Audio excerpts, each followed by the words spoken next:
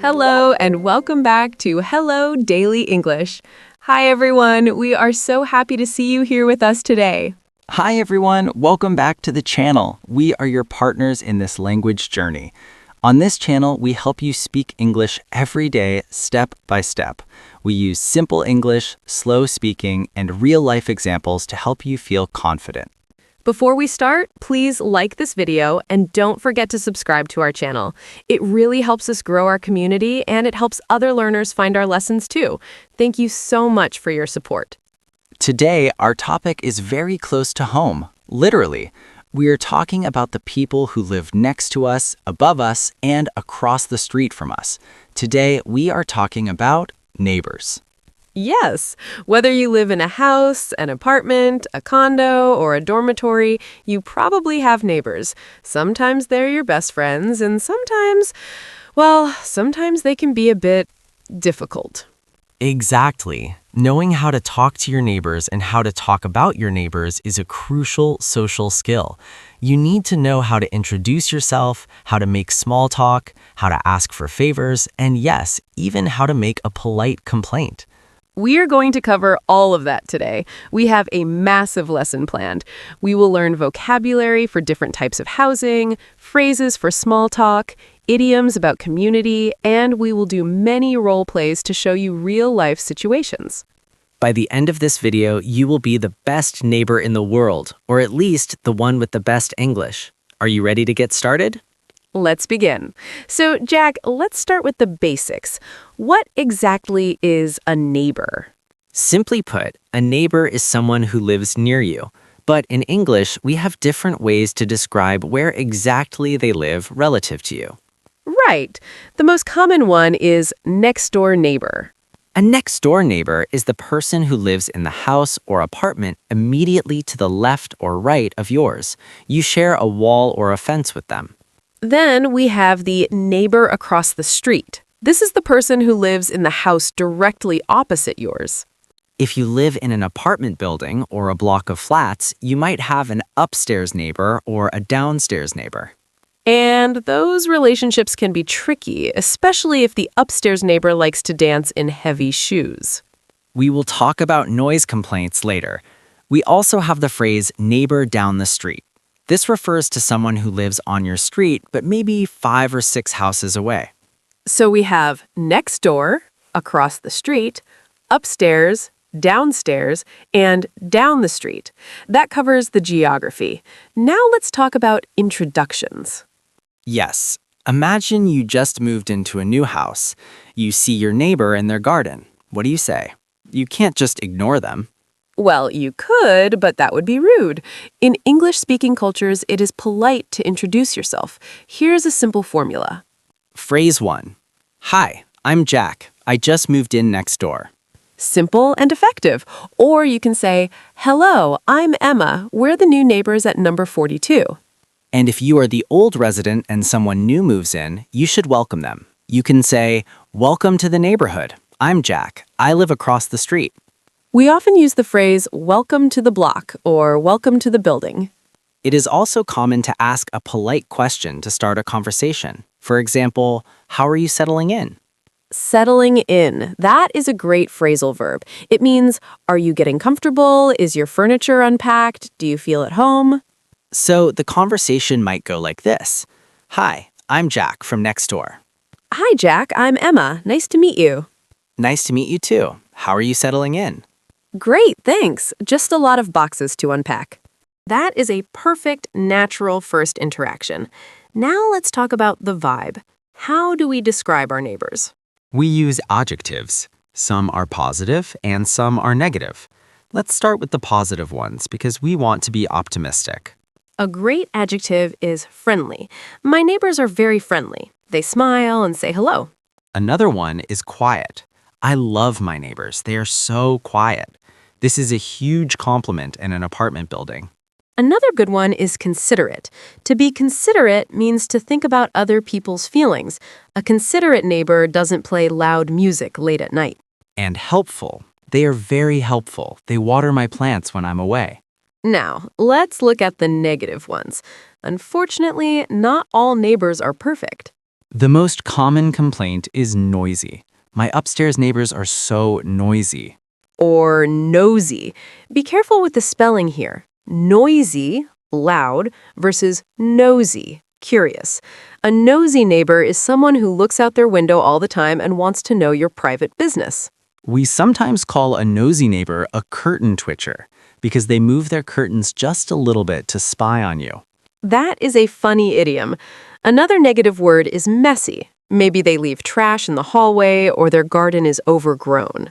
Or inconsiderate, the opposite of considerate. They block your driveway or let their dog bark all night. And finally, a nuisance. A nuisance is someone or something that causes a small problem or annoyance repeatedly. That neighbor is a real nuisance.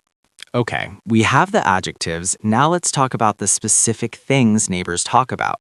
We call this neighborly small talk. You see your neighbor at the mailbox or taking out the trash. You don't want to have a deep philosophical conversation. You just want to be polite. What do you talk about? Topic number 1, the weather. Always the weather. Lovely day, isn't it?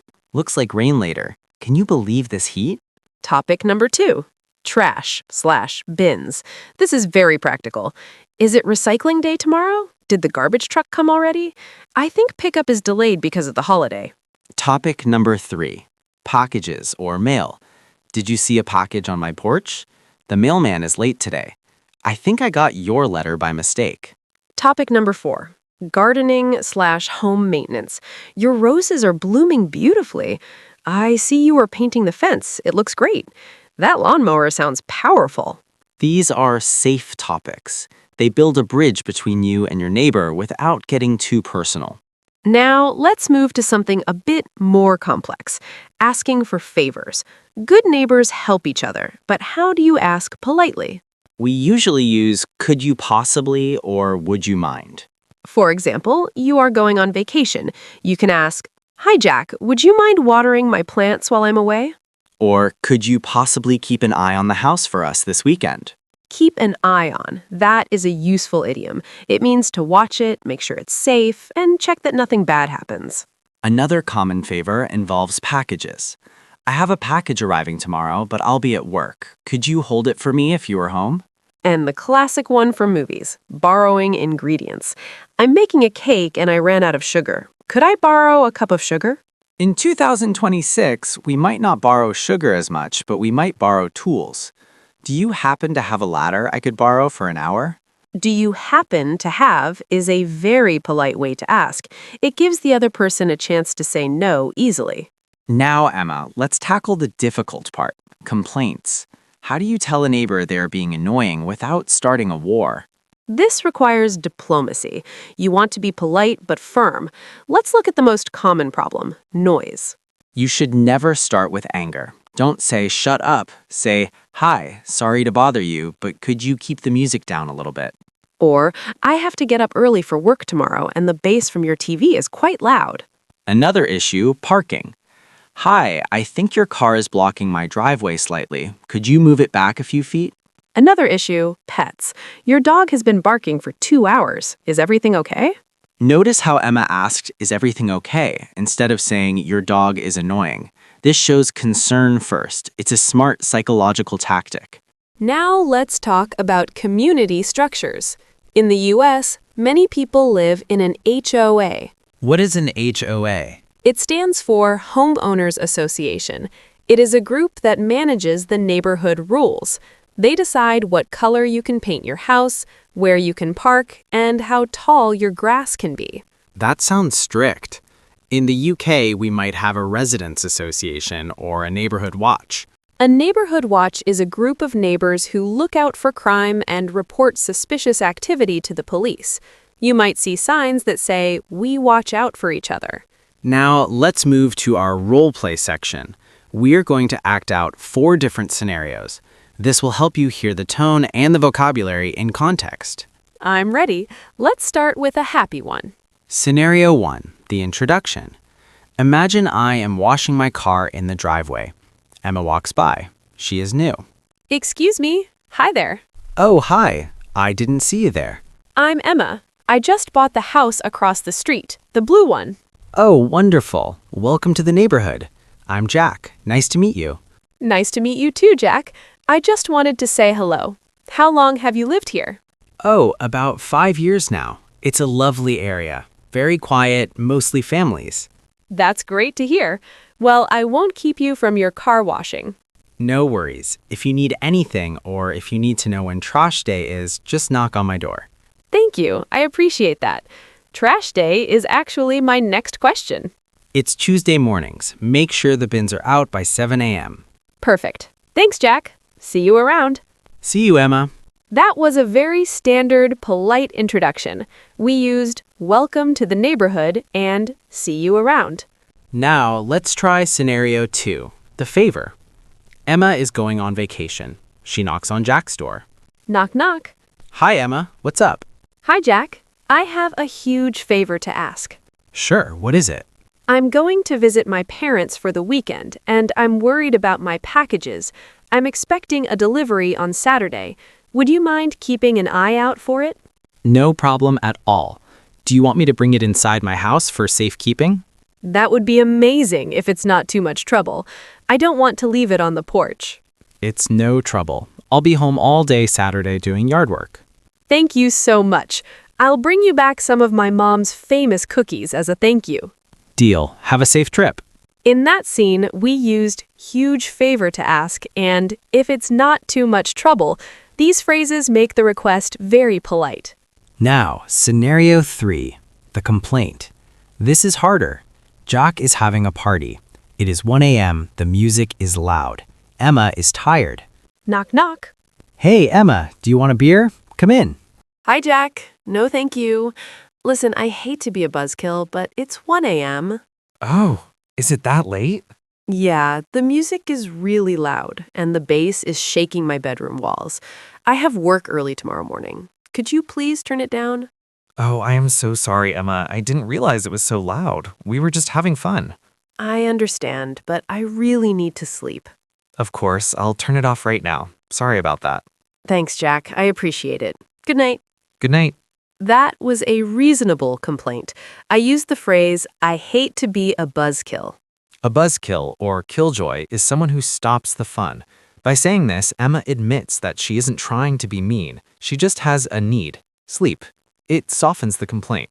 Now, scenario 4, the awkward encounter. Sometimes you forget your neighbor's name. Hey, neighbor. Good to see you. Hi, Jack. How are you? Good, good. How is everyone at your house? We're good. My husband, Tom, is working hard. Right, Tom. Say hello to Tom for me. And how is the little one? Sarah is great. She started school today. Excellent. Well, tell Sarah good luck. I will. Bye. To the audience, see what I did? I forgot her husband's name and her daughter's name. I used generic words like everyone and the little one until she told me the names. It's a classic trick. Now, let's talk about housing vocabulary. The type of home you live in changes the vocabulary you use. Detached house. A house that stands alone. It does not touch other houses. You have more privacy here. Semi-detached house, duplex. 2 houses joined together by one wall. You have one immediate neighbor. Terraced house or row house. A long line of houses all joined together. You have neighbors on both sides. Apartment or flat, a unit inside a larger building. Here you share hallways, elevators, and sometimes laundry rooms. Condo, condominium. Similar to an apartment, but you usually own the unit. Gated community, a neighborhood with a fence and a gate. You need a code to enter. This is considered very safe and private. Cul-de-sac, a street that is closed at one end. It is a circle.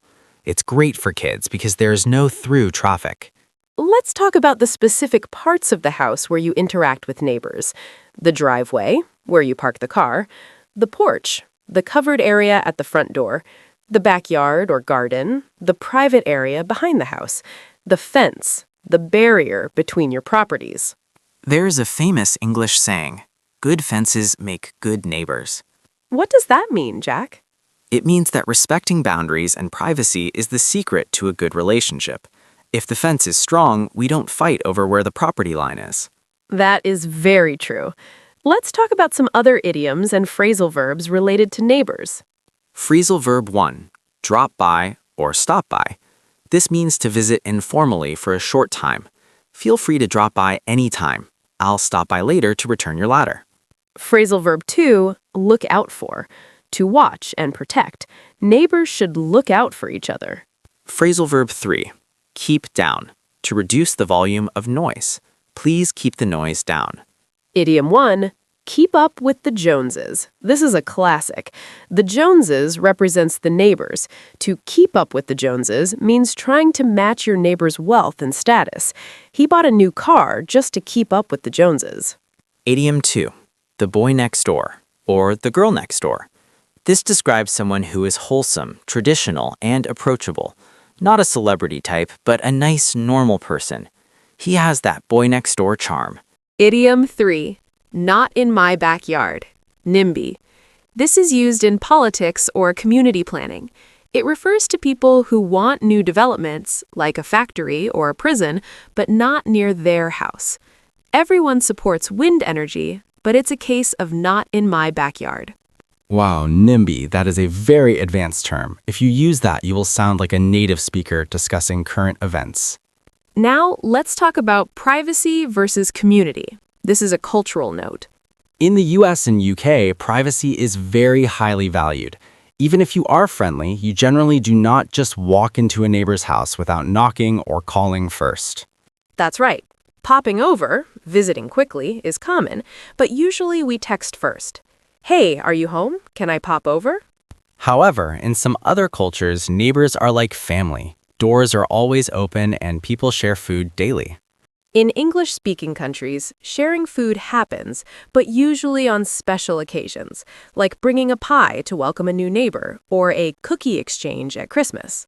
Or the famous block party or street party. This is when the whole street is closed to cars and everyone brings food and drinks. It's a great way to meet everyone at once. Now, let's do a vocabulary deep dive. We have used a lot of words. Let's define them clearly. Tenant, a person who rents the property. They do not own it. Example, the previous tenants were very noisy, but the new ones are quiet. Landlord, the person who owns the property and rents it to the tenant. Example, if the pipe is broken, call the landlord. Property line, the official legal border of your land. Example, that tree is on my side of the property line. Shared wall, the wall that separates two attached houses or apartments. Example, we have a shared wall so I can hear their TV. Renovation, repairing or improving a building. This usually causes noise. Example, my neighbor is doing a kitchen renovation, so there is drilling all day. Spare key, an extra key. Example, I gave a spare key to my neighbor in case I lock myself out. Carpool, when neighbors share one car to drive to work or take kids to school. Example, we carpool with the neighbors to save gas. You guys are doing great. This is a lot of vocabulary, but think about how useful it is. You see your neighbors every day. Now, let's move to our Repeat After Me section. This is your chance to practice pronunciation. I will say a sentence, and I will leave a quiet space for you to repeat it. Ready? Let's go. Hi, I'm Jock from next door. Welcome to the neighborhood. Could you do me a favor? Would you mind watering my plants? Is it recycling day tomorrow? Please keep the noise down. I think you have my package. Sorry to bother you. We have a shared wall. Let's have a barbecue this weekend. He is a nosy neighbor. She is very considerate. Can I drop by later? I locked myself out. Do you have a spare key? Good fences make good neighbors. How are you settling in? The walls are paper thin. Fantastic job. The walls are paper thin means you can hear everything. It's a great phrase for apartments. Now, speaker 2, let's talk about safety one more time. We mentioned neighborhood watch. Yes, being a good neighbor means looking out for safety. If you see something strange, you might text your neighbor. Hey, there's a strange car parked in front of your house. Is it a friend of yours? Or, did you leave your garage door open? I just noticed it. These small messages show that you care. It builds trust. And finally, let's talk about moving out. When you leave a neighborhood, it is polite to say goodbye. You can say, "We're moving out next week. It was lovely living next to you. We put the house on the market," meaning we are selling the house. We are having a garage sale before we move. A garage sale, or yard sale, is when you sell your old things in your driveway before you move. It's a great American tradition. Well, Speaker One, we have covered introductions, small talk, complaints, favors, housing types, and safety. I think our viewers are ready to be the best neighbors on the block. I agree. Remember, you don't have to be best friends with your neighbors. You just need to be cordial. Cordial, that's a great word to end on. It means polite and friendly, but not necessarily intimate. So let's wrap up. What is our advice? Take it one interaction at a time. Start with a smile and a hello. Then try a comment about the weather. Hot today, isn't it? And eventually, you might be asking for that cup of sugar. Now we have a question for you. We want to hear about your neighborhood. Our question of the day is, do you know your neighbors? Are you friends with them? Or if you have a funny story, have you ever had a bad neighbor? What did they do? Did they play drums at 3 a.m.? Did they steal your parking spot? We want to hear the drama. Please write your answer in the comments below. We read every single one. It's so fun to read stories from around the world. For example, my neighbor plays the trumpet, but luckily he plays very well. Or, I don't know my neighbors' names, but we always smile at each other. Thank you so much for learning with us today. You are building your English community, just like a neighborhood. If you liked this video, please give it a thumbs up and share it with your neighbors. Maybe not the bad ones. Take care of yourself and be a good neighbor. We will see you next time for another Hello Daily English lesson. Bye for now. See you soon.